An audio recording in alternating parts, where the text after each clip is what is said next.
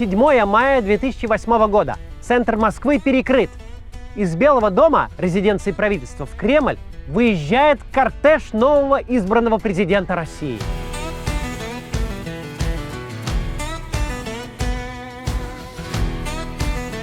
Происходящее, формально говоря, совершенно беспрецедентно.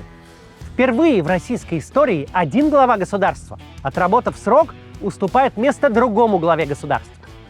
До сих пор все цари, генсеки и президенты правили либо до смерти, либо до отставки.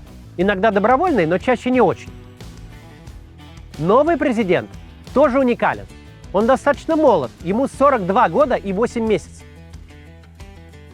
Это самый молодой российский лидер со времен Александра Керенского. В своей инаугурационной речи президент говорит о свободе.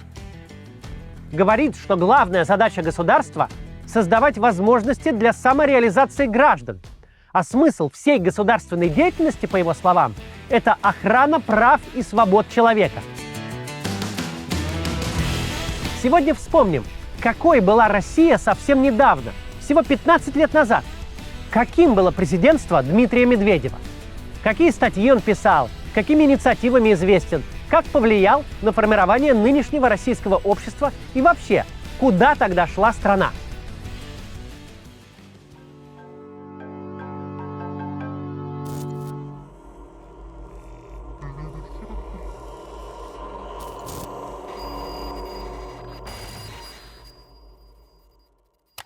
Весна и лето 2008 года запомнились всем, кто застал тот период в сознательном возрасте. На этот короткий период выпало много позитивных событий.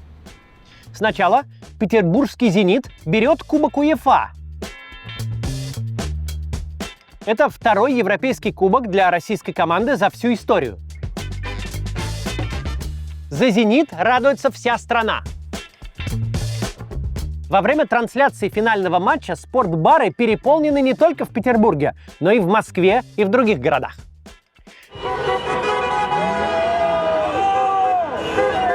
Через несколько дней после успеха «Зенита» еще одна спортивная победа. Сборная России по хоккею выигрывает чемпионат мира. Последний раз российские хоккеисты брали мировое золото аж в 1993 году. К тому же в финале они побеждают канадцев, причем у них дома, в Канаде. Ковальчук забивает победную шайбу в овертайме. Ну, Илья! Есть! Гол! Илья Ковальчук! Я не верю своим глазам! Спустя месяц хорошие новости уже о футбольной сборной, хотя кто бы мог подумать. Команда под руководством Гуса Хиддинга доходит до полуфинала чемпионата Европы, победив по дороге грозных голландцев, и получает бронзовую медаль. В мае 2008-го российский исполнитель впервые выигрывает Евровидение. Дима Билан с песней «Believe». Евровидение – важный для России конкурс. У него огромные телевизионные рейтинги, а отбор участников считается вопросом государственной важности. До сих пор российским исполнителям удавалось попадать лишь на вторые и третьи места. Победа Билана воспринимается не иначе, как национальное достижение. Через год, в 2009-м, финал Евровидения пройдет в Москве. Вести церемонию на сцене Олимпийского будут певица Алсу и шоумен Иван Ургант. Good evening, ladies and gentlemen. От России будет выступать киевлянка Анастасия Приходько с песней «Мамо» на русском и украинском языках.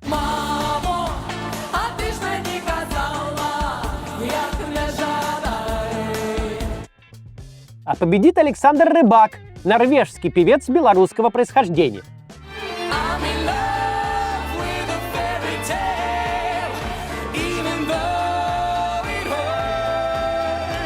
Одним из самых запоминающихся моментов станет выступление в полуфинале конкурса группы «Тату» вместе с военным хором Александрова.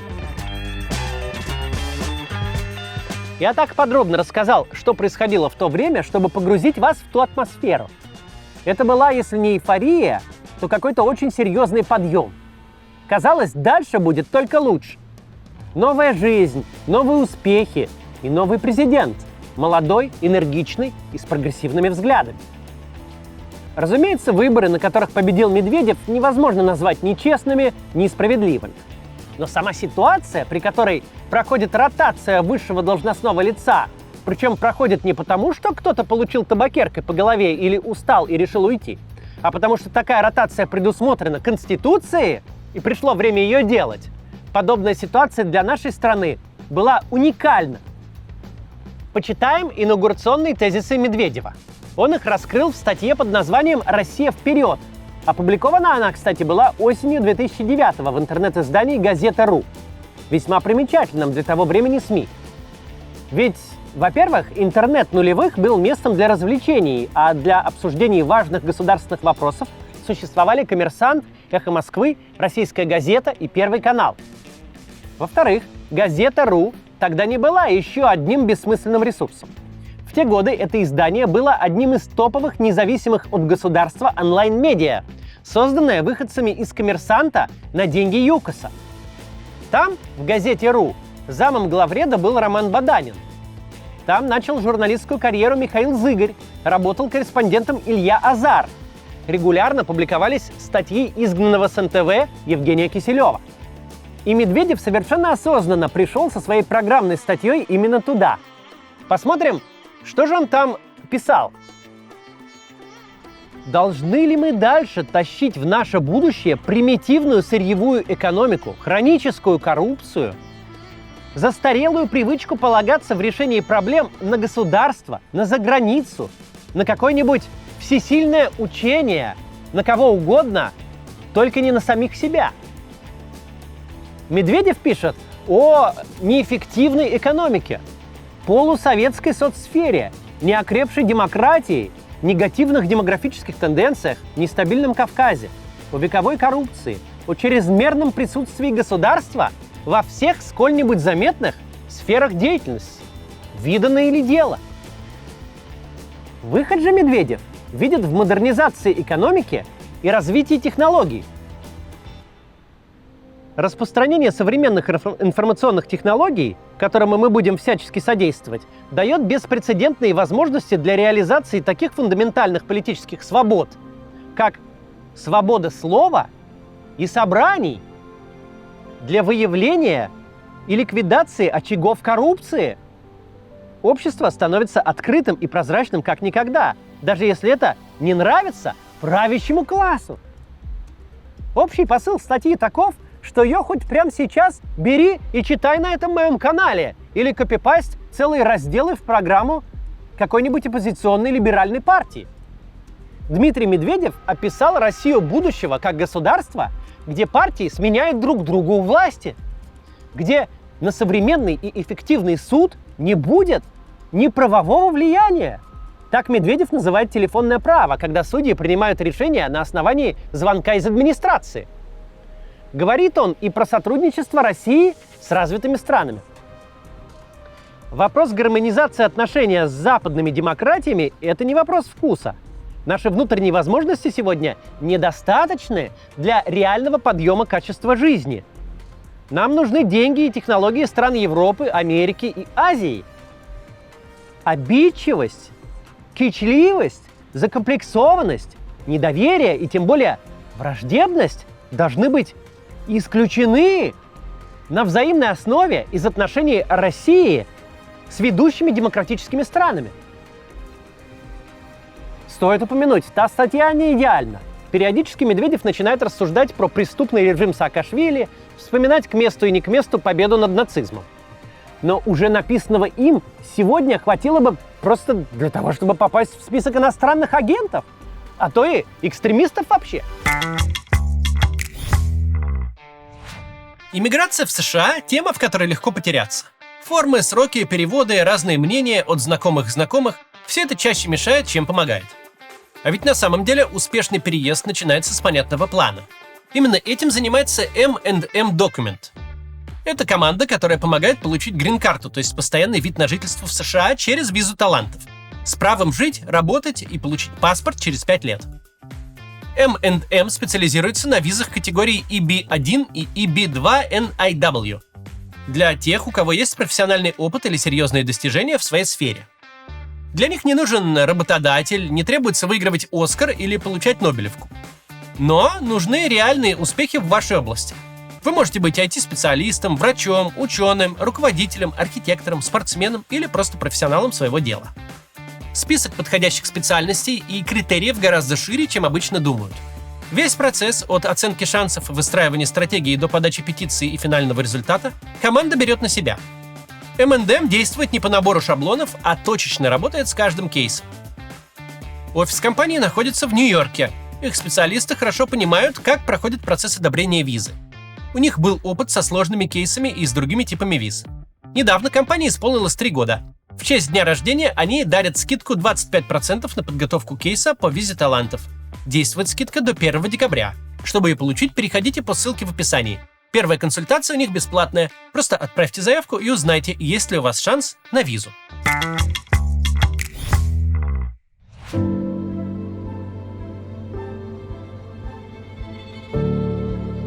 В своих первых интервью и программных выступлениях Медведев много говорит и про внутреннюю политику. Свобода лучше, чем не свобода. Эти слова – квинтэссенция человеческого опыта. Свою самую, пожалуй, главную фразу Медведев произнес еще во время предвыборной кампании. Правда, начинает он отнюдь не с ослабления гаек. Наоборот, одно из его первых же предложений на новом посту – увеличить срок президентских полномочий до 6 лет, а Госдумы до 5. Эти предложения без проблем проходят по всем инстанциям и вступают в силу со следующего президента, как мы теперь знаем, для Путина. Это были первые поправки, внесенные в Российскую Конституцию со времени ее принятия в 1993 году. Во время празднования Дня Конституции в Большом Кремлевском дворце происходит инцидент. Один из зрителей, как потом выяснилось, это был журналист Роман Доброхотов, прерывает выступление президента криками «Позор поправкам!». Охрана выводит его из зала, хотя Медведев просит этого не делать. Сцена попадает в телеэфир. Что вы его слушаете? Он нарушил все права и свободы человека, гражданина. Фактически, именно эти свободы, на самом деле, не надо никуда убирать. В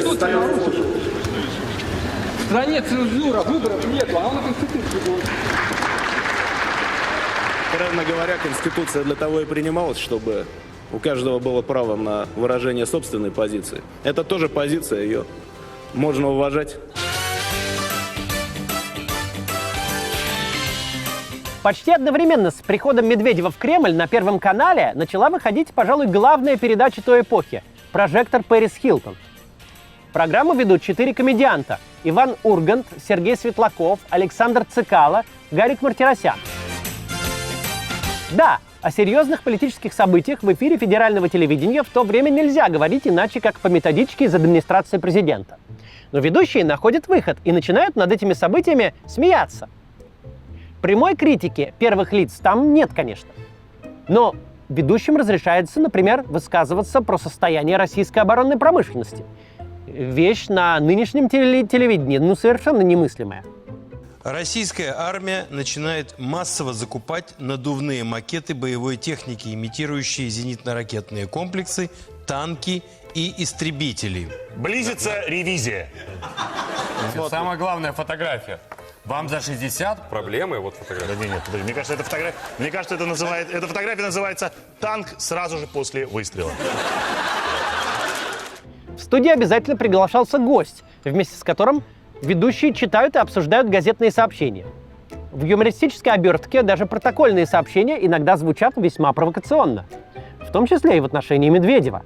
Приметы друзья, ближайшего появления как Медведева. понять, что в ваш супермаркет неожиданно Собирается президент. собирается приехать президент Российской Федерации? Ну, давай. Во-первых, вдруг случайно из аэропорта этого города, супермаркеты сделали классный автобан. Давай так.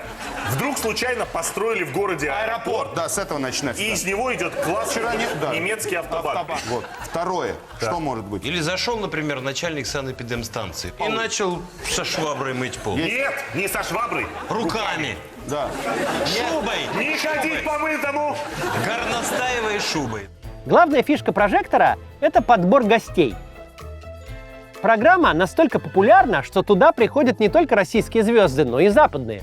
Например, Хью Джекман, Антонио Бандерас и Уилл Смит. А еще в прожектор Пэрис Хилтон много музыки. Ведущие поют, например, с Андреем Макаревичем, с украинской группой «Вопли Видоплясова», с российской группой Би-2.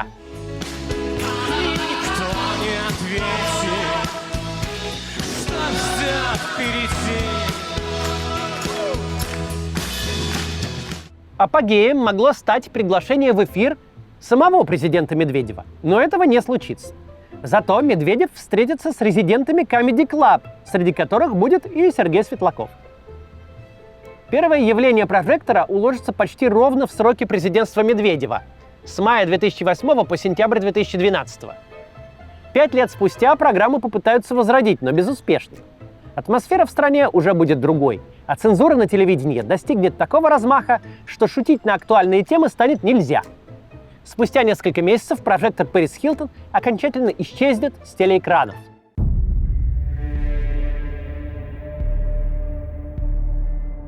С самых первых дней в должности Медведев одной из главных проблем России называет коррупцию. И меньше чем через 2 недели после инаугурации он подпишет указ о мерах по противодействию коррупции, согласно которым при президенте создается специальный антикоррупционный совет. Формально он будет существовать и в наше время. В нем будут заседать такие видные борцы с коррупцией, как Бастрыкин и Бортников. И, судя по сайту Кремля, в полном составе он соберется последний раз в 2016-м. Выпьет, посмеется и разойдется. Но в 2008 году Медведев к совету относился серьезно, особенно в начале своей каденции. Первым делом он ставит задачу подготовить национальный план по борьбе с коррупцией. План действительно появляется. На его основе осенью 2008-го возникает целый пакет законопроектов, которые проходят через парламент. Законы ужесточают уголовную ответственность за взятки, ограничивают размер подарков, которые могут получать чиновники. Но самое главное, вводит обязанность для госслужащих ежегодно предоставлять декларации о доходах и имуществе за себя и ближайших родственников. Обязанность по проверке деклараций возлагается на отделы кадров. За непредоставление данных или попытку обмана грозит увольнение или даже уголовное преследование. Позже к проверкам подключат налоговую службу и прокуратуру. Однако Медведев позже признает, мера дала нулевой эффект. Мало заставить чиновников сдавать декларации, нужно еще наказывать тех, кто сознательно в них врет. На что явно не хватает ресурсов. За все время президентства Медведева не состоится ни одного громкого коррупционного процесса. Ни один крупный государственный деятель не окажется на скамье подсудимых за взятки. Но именно этот медведевский пакет законов позволит появиться и набрать популярность Фонду борьбы с коррупцией. Большинство расследований команды Навального будут построены именно на сравнении роскошного образа жизни чиновников с их скромными декларациями, на поиске незадекларированного имущества, которым эти чиновники пользуются. Позже сам Медведев станет героем одного из наиболее известных расследований ФБК.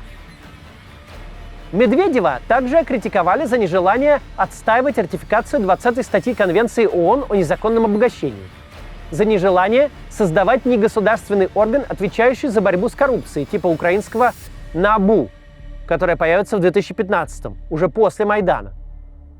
Коррупция – одна из несущих опор российской политической системы. Сломать эту опору Медведев не мог. Но у него получилось ее неплохо пошатать и вывести тему коррупции на очень высокий уровень общественной дискуссии.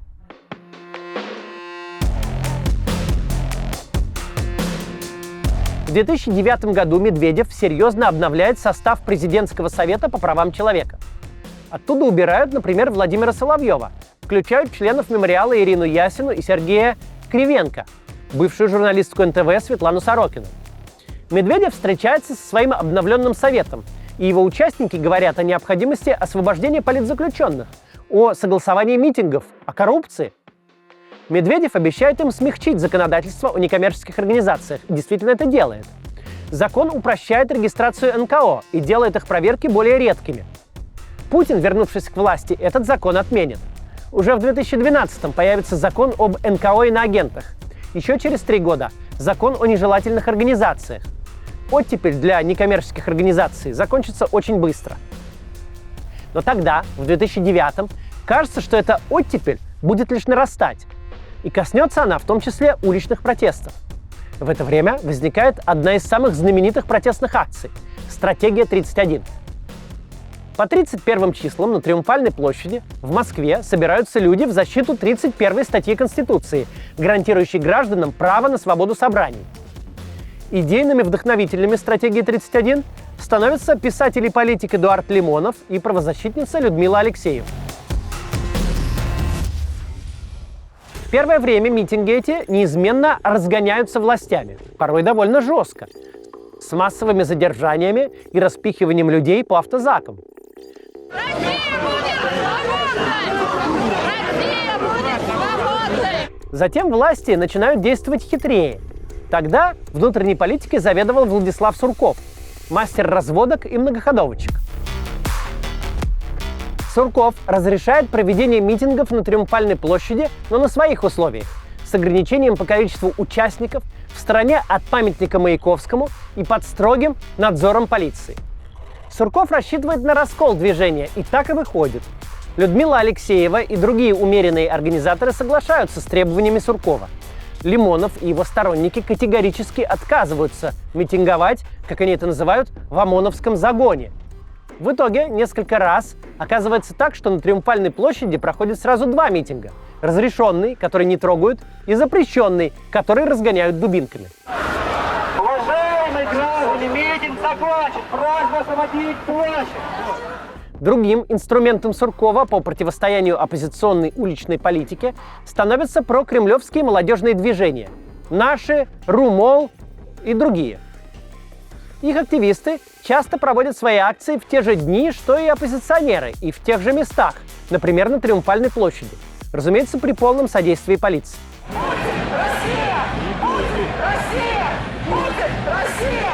Потом будут митинги на Болотной и Сахарова, после чего закончится и история сурковских хунвейбинов и карьера самого Суркова в администрации президента. Наступят другие времена, в которых больше не будет места сложным схемам и интригам, только закручивание гаек.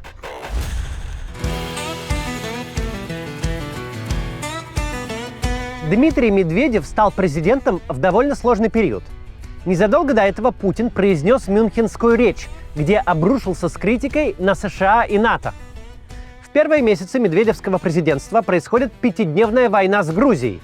Именно Медведев отдает приказ об отправке войск в соседнее государство. Отношения максимально накалены. Грузинские войска, по сути, совершили акт агрессии против российских миротворцев и мирных жителей. Сейчас в Южной Осетии гибнут мирные люди, женщины, дети, старики, и большинство из них – это граждане Российской Федерации. В соответствии с Конституцией и федеральным законодательством, как президент Российской Федерации, я обязан защищать жизнь и достоинство российских граждан, где бы они ни находились. Но обе стороны заинтересованы в их нормализации. У американцев тоже сменился президент. В январе 2009-го в Белый дом заехал Барак Обама. У него и без России хватает внешнеполитических проблем. В наследство от предшественника ему достались непопулярные войны в Ираке и Афганистане.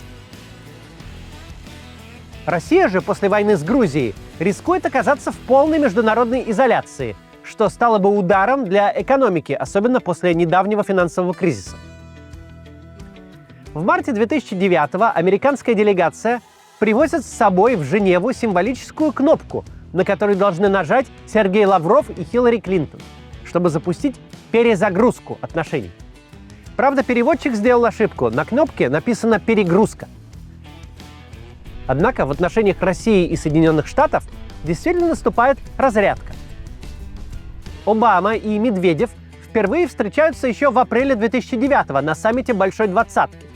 В мемуарах Обама напишет: российский коллега показался ему олицетворением новой России. Молодой, подтянутый, одет в модные костюмы европейского стиля.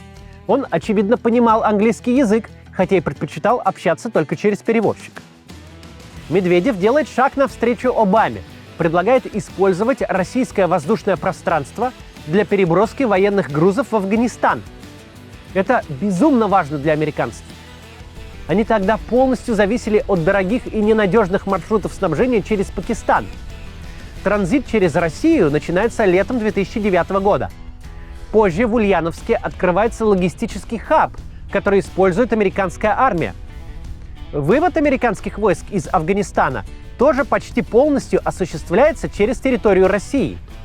Этот транзитный маршрут будет работать даже после аннексии Крыма и начала войны на Донбассе. Летом 2009-го Обама прилетает в Москву. Это будет последний визит американского лидера в российскую столицу. Обама тоже делает шаг навстречу, отменяет планы по развертыванию дополнительной системы противоракетной обороны в Европе, на которые очень нервно реагировала Россия. Одновременно налаживаются отношения с европейцами. Медведев топит за безвизовый режим со странами Евросоюза. Даже разработан проект соглашения об отмене виз, который передают Брюсселю. Но Европа относится к этой идее настороженно, решив сперва понаблюдать, как будут развиваться события в России. С аналогичным предложением отменить визы Медведев обращается и к Соединенным Штатам. Из этого, как мы знаем, ничего не вышло.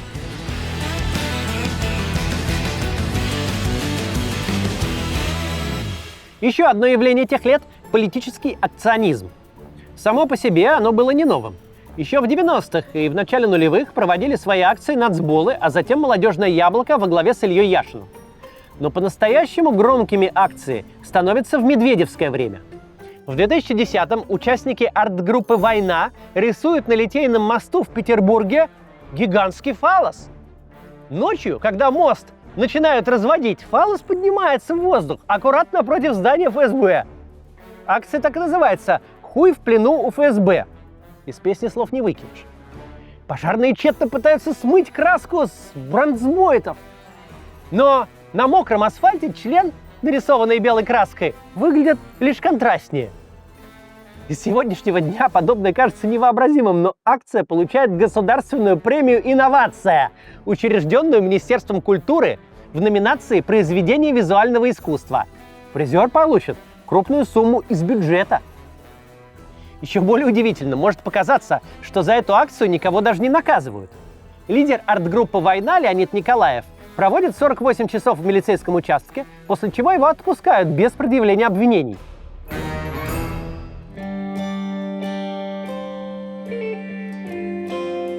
Дружба Медведева и Обамы укрепляется. В апреле 2010-го президенты России и США подписывают в Праге договор об ограничении стратегических наступательных вооружений СНВ-3. Страны договариваются серьезно сократить ядерные арсеналы, а также обязуются допускать инспекции на свои атомные объекты.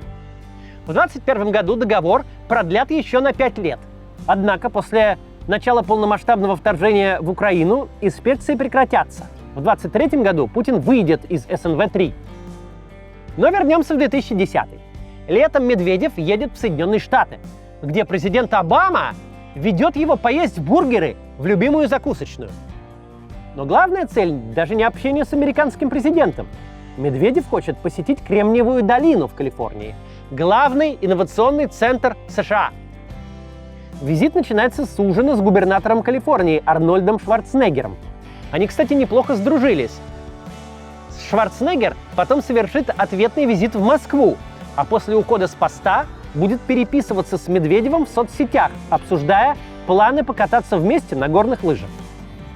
На следующий день российская делегация отправляется в биг-тех-корпорации. Первый на очереди офис компании Twitter. У Медведева к тому времени есть несколько аккаунтов в соцсетях, но страницы в Твиттере пока еще нет. На заранее подготовленном ноутбуке уже открыта страница под названием Kremlin Russia. Медведев подходит к ноутбуку и печатает. There we go.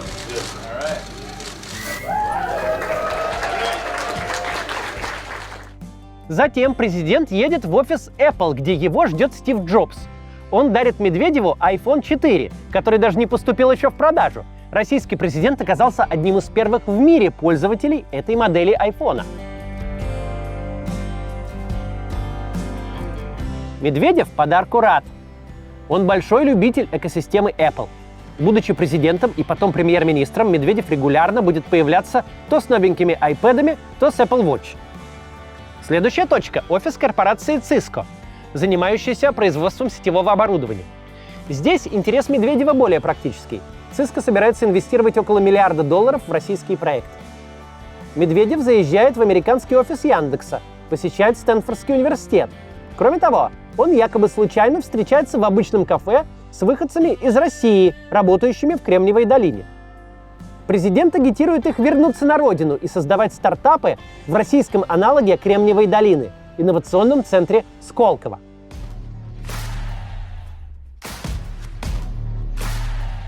Идею создать свою долину Медведев озвучил еще до поездки. Речь идет о создании современного технологического центра, если хотите, по примеру Силиконовой долины и других подобных зарубежных центров. И там будут формироваться условия, привлекательные для работы ведущих ученых, инженеров, конструкторов, программистов, менеджеров и финансистов. И создаваться новые, конкурентоспособные на мировом рынке технологии. Вскоре пустырь возле подмосковной деревни Сколково прирезали к столице, и работа по созданию наукограда закипела. Финансирование проекта поручают олигарху Виксельбергу. Бюджетные деньги туда тоже текут десятками и сотнями миллиардов. Инновационный центр создается с размахом, к чему активно привлекают партнеров из США и Европы. В совет фонда Сколково входят, среди прочих, председатель совета директоров Google, исполнительный вице-президент Nokia, президент Siemens. Научный совет возглавляют два нобелевских лауреата – россиянин Жарес Алферов и американец Роджер Корнберг. Сколково – главный проект Медведева. Президент постоянно ездит на строительную площадку, раздает интервью, выделяет все новые бюджетные средства. Проводят через парламент специальный федеральный закон об инновационном центре. Целый пакет законов, который вводит налоговые льготы для резидентов Сколково.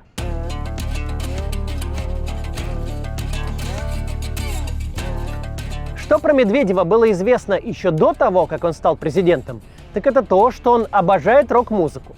Он неоднократно рассказывал, что в юности заслушивался пластинками Deep Purple, Black Sabbath и Led Zeppelin.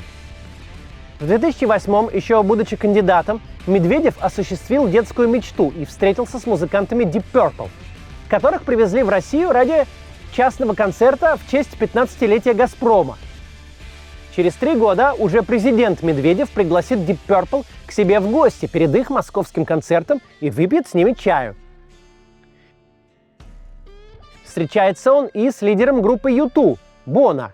Это происходит в Сочи в 2010 году. К российским рокерам он тоже относился с большой теплотой. Тогда же, в 2010-м, он устраивает большую встречу в московском кафе. Туда приходят Борис Гребенщиков, Андрей Макаревич, Алексей Кортнев, Шура Би-2 и многие другие. Разговор идет не только о музыке. Макаревич, например, поднял тему протестов вокруг Химкинского леса. Это была довольно громкая история времен медведевского президентства. Через Химки решили проложить платную дорогу. Местные экологи и активисты выступили против. Их поддержали политики, в том числе Борис Немцов и Алексей Навальный. В защиту Химкинского леса проходили митинги, в том числе на Пушкинской площади, где, например, пел Юрий Шевчук. И вот Андрей Макаревич обращает внимание президента на эту проблему. О ней же, кстати, говорил Боно во время сочинской встречи. В итоге Медведев вмешается в ситуацию, поручает приостановить строительство трассы, но в итоге ее все-таки возведут по первоначальному плану.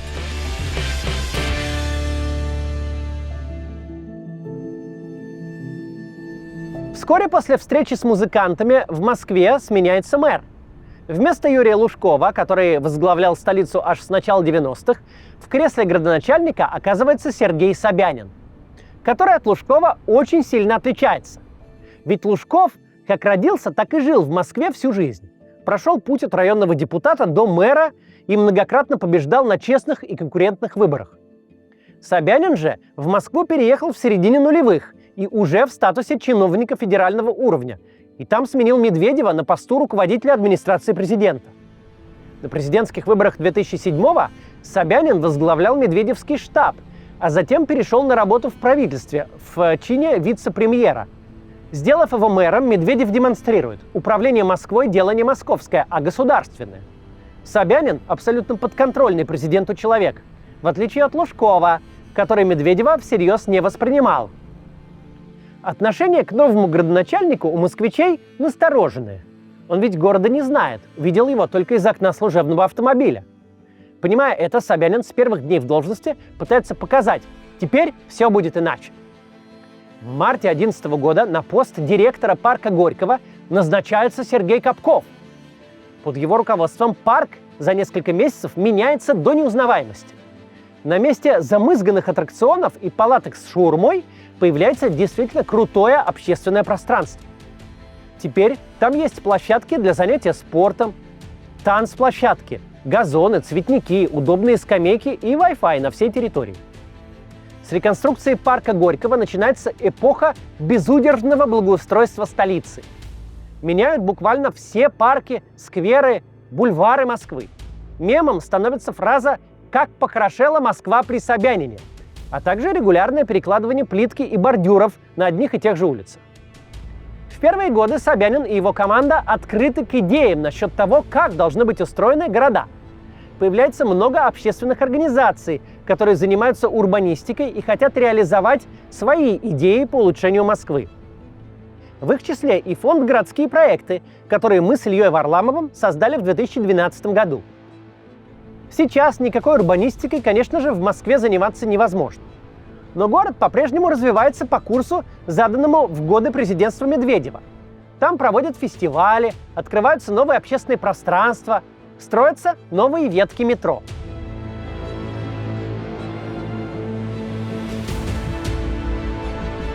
Апогеем прозападной ориентации Медведева становится голосование России по резолюции о Ливии на Совбезе ООН в марте 2011 года.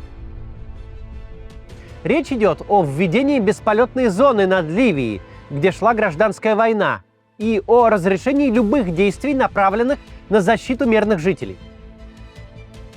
То есть фактически резолюция позволяла западной коалиции вмешаться в ход гражданской войны на стороне оппозиции. Россия воздерживается, не голосует против и не накладывает вето, и резолюция оказывается принята. Натовская авиация приступает к бомбардировкам, и судьба Каддафи решена. Через полгода его казнят повстанцы. Путин недоволен решением Медведева. Премьер-министр Путин называет резолюцию неполноценной и ущербной, говорит, что она призывает к крестовым походам. Резолюция Совета Безопасности, безусловно, является неполноценной и ущербной. Если посмотреть, что там написано, то сразу станет ясно, что она разрешает всем предпринимать все, любые действия в отношении суверенного государства. И вообще это мне, знаете, напоминает средневековый призыв к крестовому походу, когда кто-то призывал кого-то идти в определенное место и чего-то освобождать. В ответ президент Медведев записывает видеообращение, надев куртку с надписью «Верховный главнокомандующий». Он заявляет, надо быть осторожней с высказываниями, а употреблять такие выражения, как крестовые походы, недопустимо. Ни в коем случае недопустимо использовать выражения, которые, по сути, ведут к столкновению цивилизаций, типа крестовых походов и так далее. Это неприемлемо. В противном случае все может закончиться гораздо хуже, чем даже происходит сегодня. И об этом должны помнить все.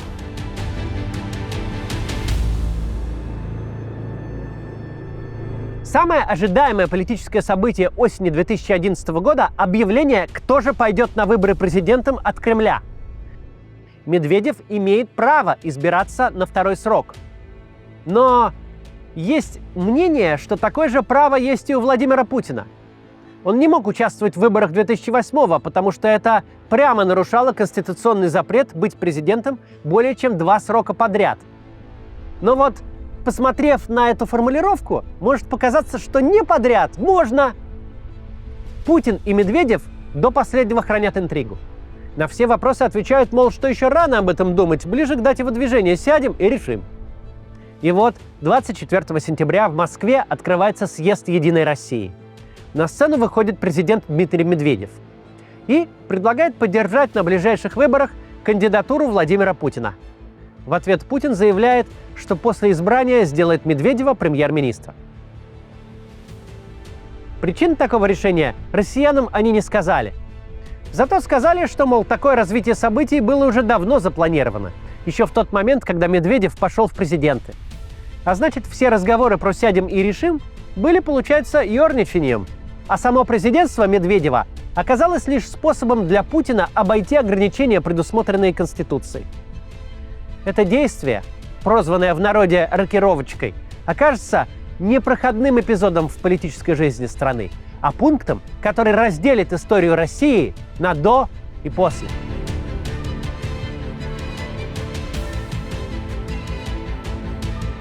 В 2011-м Медведев приходит в гости на телеканал «Дождь», которому тогда только исполнился год.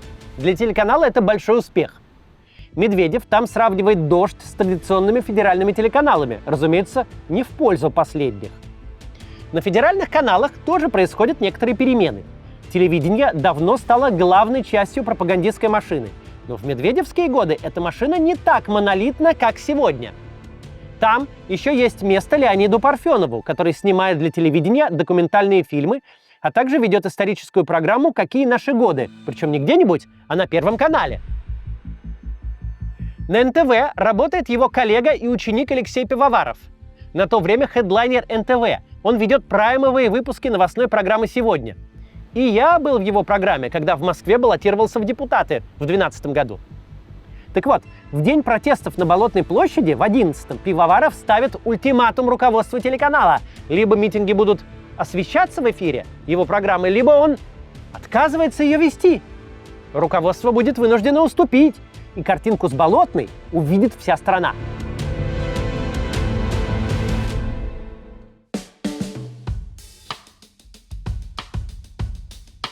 Митинг на Болотной площади в Москве 10 декабря 2011 года становится самой крупной протестной акцией с начала 90-х. События развивались стремительно. За неделю до этого прошли выборы в Государственную Думу. Эти выборы сильно отличались от предшествующих. Оппозиция неожиданно подошла к ним с более-менее общей стратегией, которую озвучил набравший популярность за счет своих антикоррупционных расследований молодой политик Алексей Навальный. Он призвал, во-первых, голосовать за любую партию, кроме «Единой России», также приклеил ей прозвище «Партия жуликов и воров», а во-вторых, что вообще важнее, он призвал записываться в наблюдатели и защищать свои голоса. Эта понятная и прозрачная стратегия привела к удивительному результату. Даже по официальным данным «Единая Россия» не набрала 50% голосов, а подсчеты организации «Голос», которая координировала наблюдение, и вовсе дали единороссам только 35%. Столь печальные результаты заставили избирательные комиссии с большим рвением заняться фальсификациями. Ведь дорисовать до плана нужно очень много голосов. И делали они это прямо на глазах изумленных избирателей, пришедших на участки по призыву Навального и других оппозиционных лидеров. И не только на глазах. Тогда у многих людей, особенно в крупных городах, появляются смартфоны с хорошими камерами. Светим внутрь. Куча бюллетеней. Время 8:00. Соцсети переполнены видеозаписями с председателями комиссий, которые прячутся от избирателей и убегают через окно с фальшивыми протоколами. Люди возмущены. Уже на следующий день после выборов на митинг на Чистых прудах неожиданно для всех, особенно для организаторов, пришли несколько тысяч человек. Много лет ни одна протестная акция не собирала такую аудиторию. Митинг закончится столкновениями с полицией после попытки устроить шествие по улицам. Алексей Навальный и Илья Яшин окажутся в спецприемнике. Следующая акция должна состояться 10 декабря на площади Революции. На странице мероприятия в Фейсбуке на него записываются десятки тысяч человек. После долгих торгов с мэрией митинг переносят на Болотную площадь. За согласие на этот компромисс людей обещают не разгонять, во что верится с трудом. Тем не менее, митинг на Болотной действительно проходит без инцидентов. На него пришли до 100 тысяч человек. Со сцены выступают не только политики типа Бориса Немцова и Михаила Касьянова, но и писатели Борис Акунин, Дмитрий Быков, журналист Леонид Парфенов, музыкант Noise MC и многие другие. Через 2 недели после Болотной проходит митинг на проспекте Сахарова. Он еще более крупный, до 120 тысяч участников. Там, конечно, выступает Алексей Навальный, который не смог выступить на Болотной, потому что отбывал административный арест. На сцену, среди прочих, выходит Ксения Собчак, дочь бывшего путинского начальника. Выходит Алексей Кудрин, старый друг Путина и соратник по питерской мэрии. Начало медведевского президентского срока проходило на фоне эйфории от спортивных и культурных успехов России. Его конец на фоне общественного подъема от массовых акций. К сожалению, подъем этот будет недолгим.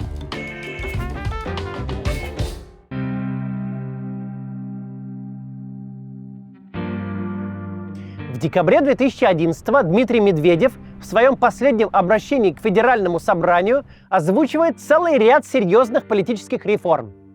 Он объявляет о возвращении прямых выборов губернаторов, правда, с муниципальным фильтром.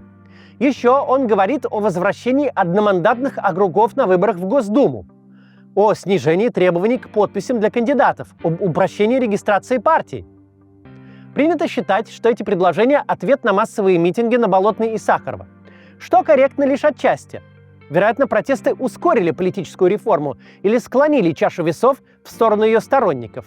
Но очевидно, что подобные предложения прорабатываются и обсуждаются месяцами, а не неделями.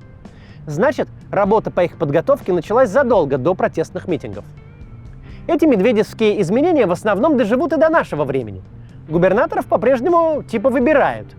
И хотя власть полностью контролирует и выдвижение кандидатов, и подсчет голосов, в России десятых становятся возможными громкие и масштабные кампании. Участие Навального на мэрских выборах в Москве, победа Фургала в Хабаровске.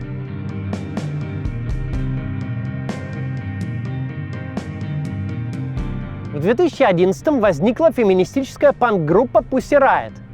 Ее участницы, скрыв лица цветными балаклавами, провели несколько резонансных выступлений, в том числе на Красной площади, под названием «Путин зассал». Но самым известным становится импровизированный концерт в храме Христа Спасителя в феврале 2012-го. Панк-молебен, как назвали это действо участницы, длится меньше минуты. Девушек выводит охрана, и на этом история, казалось бы, заканчивается. Но вскоре после этого Pussy Riot публикует видеоклип, где на кадры выступления в храме наложена песня под названием «Богородица, Путина прогони». Богородице, Дева, Путина прогони.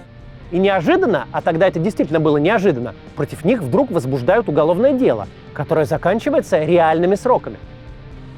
История с панк-молебном приходится ровно на границу между президентством Медведева и возвращением Путина. Pussy Riot выступают в храме еще при Медведеве, когда на политический акционизм власти смотрят сквозь пальцы. Но расследование и судебное производство происходит уже при Путине, в новые времена, где не будет места для самовыражения. В мае 2012 года, после возвращения Путина, очередной митинг на Болотной закончится побоищем и уголовным делом. Под следствием окажутся десятки человек. Многие из них, чаще всего случайные участники митинга, попадут за решетку. Протестная активность пойдет на спад.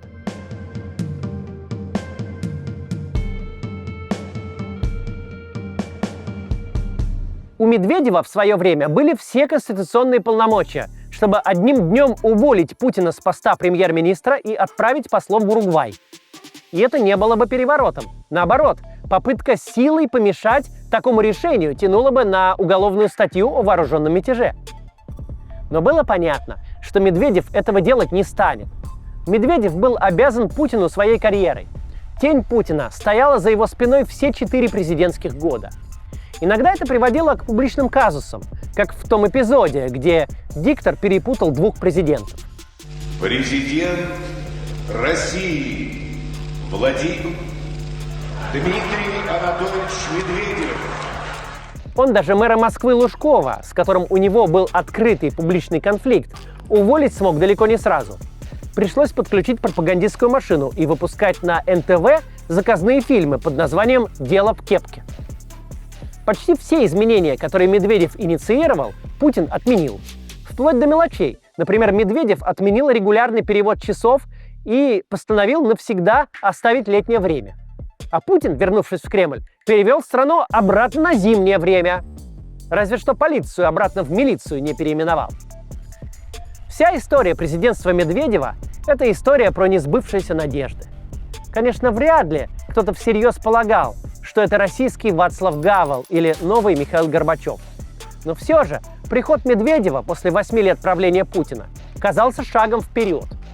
Он говорил хорошие и правильные вещи, и делал тоже. Плохих и неправильных, конечно, было немало, но все познается в сравнении. Казалось, Сейчас будет второй срок Медведева. Потом мы сможем выбрать кого-нибудь получше, потом еще получше. И так постепенно придем в нормальную демократическую Россию. Где, как писал Медведев в своей статье, политические партии конкурируют и регулярно сменяют друг друга у власти. И со стороны казалось, что у Медведева нет ни одной причины не идти на второй срок. Он был молод, здоров, вполне успешен как президент. Однако взял и безропотно уступил право баллотироваться Путину. Именно та рокировочка и стала настоящей причиной Болотной и Сахарова. Фальсификация думского голосования – это, безусловно, важный повод для возмущения. Однако выборы подделывали и до этого, и после. К протестам такого масштаба это не приводило. Такого окна возможностей, как во времена Медведева, больше не было. Тогда люди испугались, что с возвращением на пост президента Путина даже это нерешительное движение вперед закончится, и страна пойдет совсем в другую сторону. Как мы понимаем, испугались совершенно верно. И сегодня, 1,5 десятилетия спустя, та медведевская Россия выглядит как недостижимая мечта. После возвращения Путина в Кремль отношения с Западом начнут портиться.